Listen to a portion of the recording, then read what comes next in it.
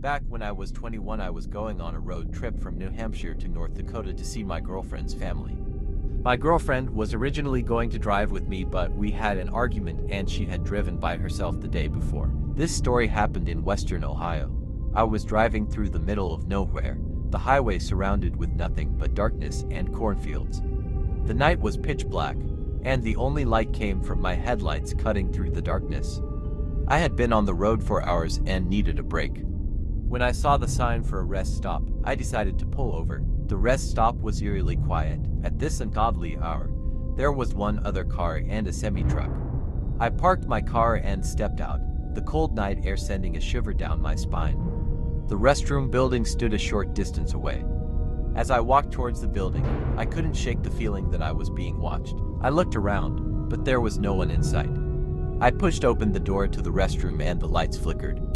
I quickly did what I needed to do and washed my hands, eager to get back on the road. As I turned to leave, I heard a faint thud, barely audible over the hum of the lights. I hurried out of the restroom. As I reached my car, I noticed something strange. All the windows were fogged up, and there were handprints smeared across the glass. Panic set in, and I fumbled for my keys, desperate to get away. I jumped into the driver's seat and locked the doors, my hands trembling. Just as I started the engine, I saw a man holding a knife in the rearview mirror. He was standing at the edge of the forest, barely visible in the dim light. I couldn't make out any details, but I could feel his eyes on me. Without a second thought, I floored the gas pedal and sped away, my heart pounding in my chest.